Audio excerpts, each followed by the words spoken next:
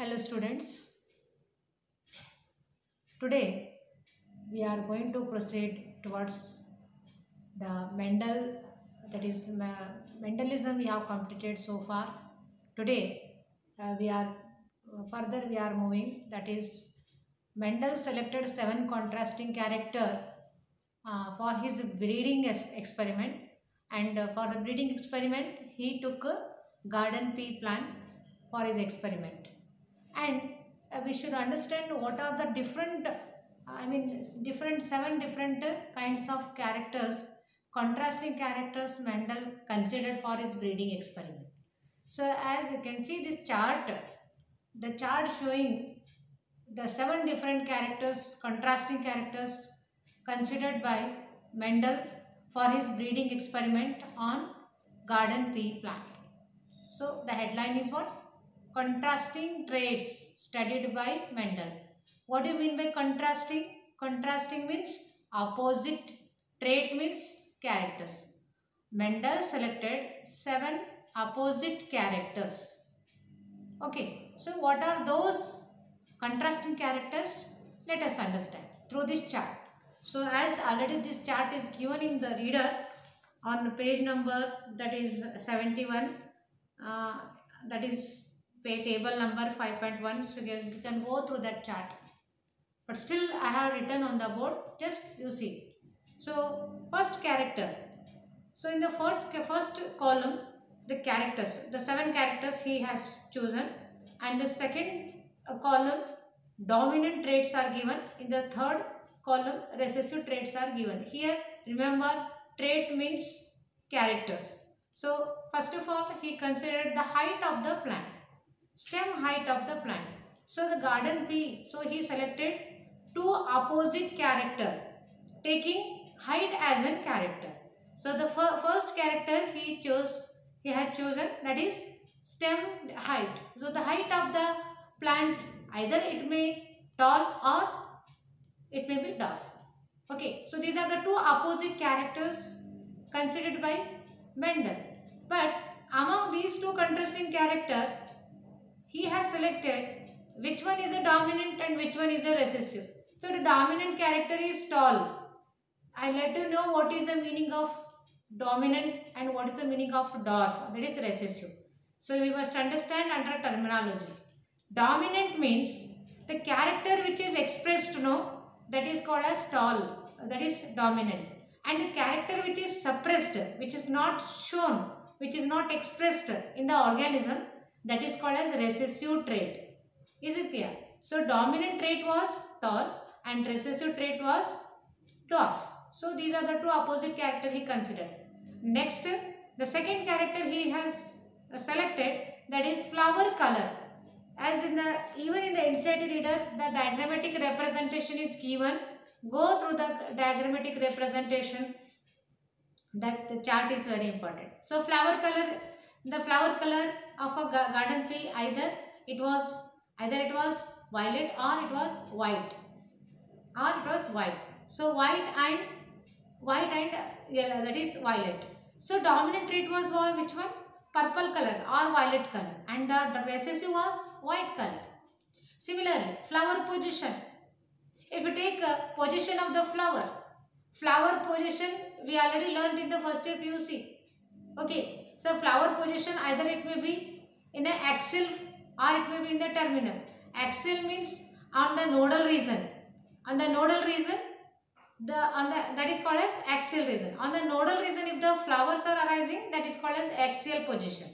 And if the flowers are arising on the terminal position, terminal means end, terminal means tip of the plant.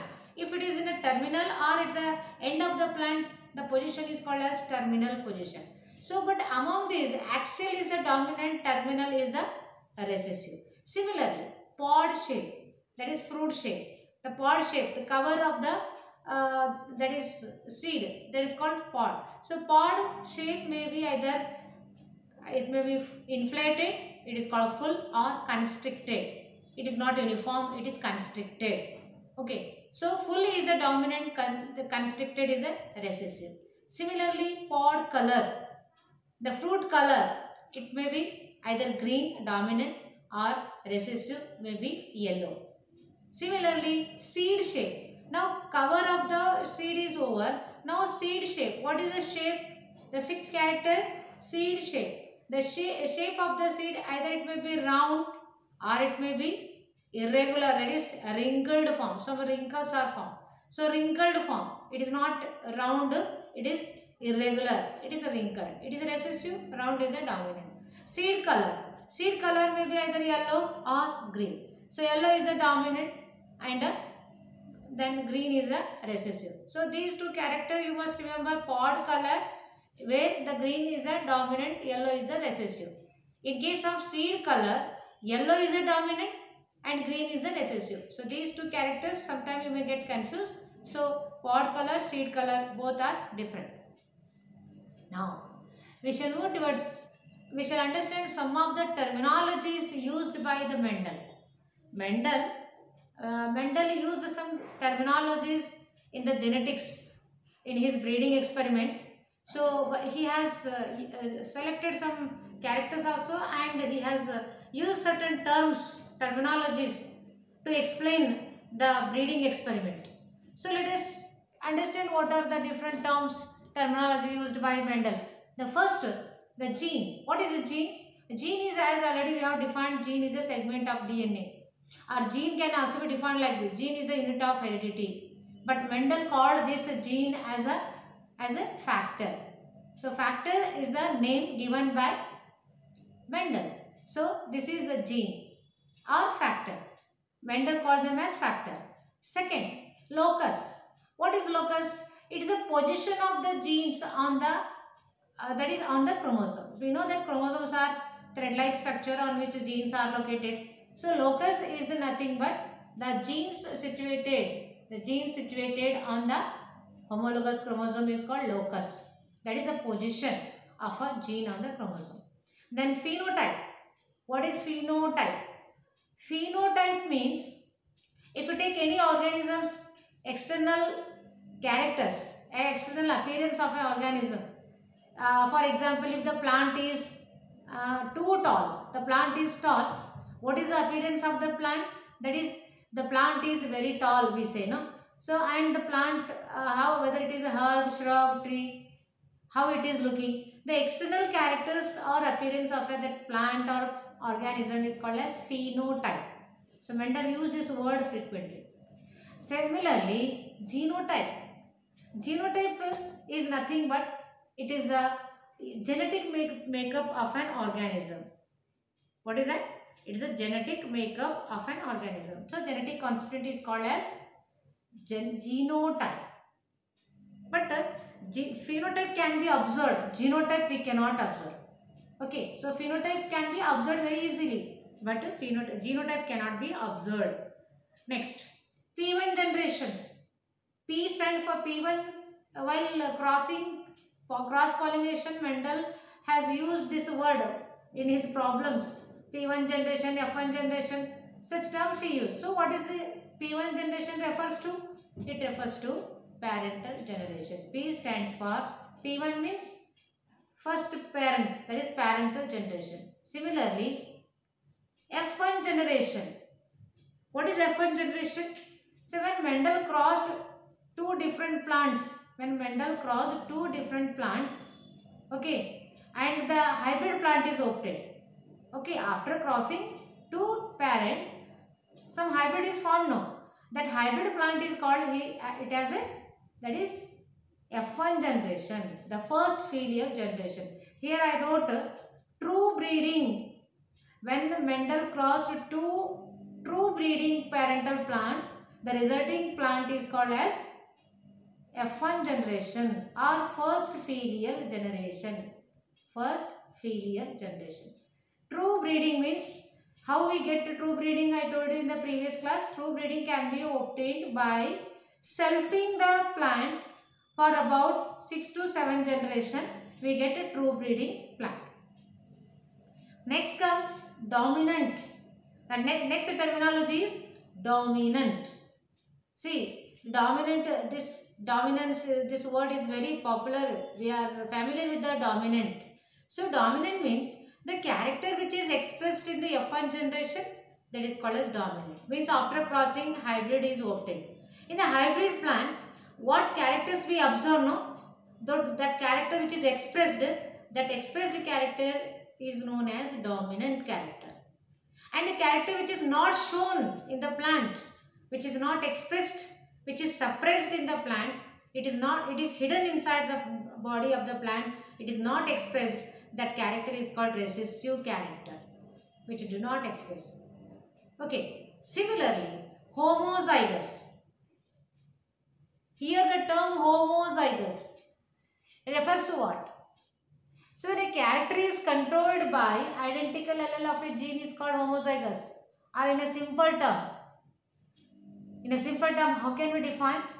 When a character controlled by similar allele. See here, allele means what? What is the meaning of allele?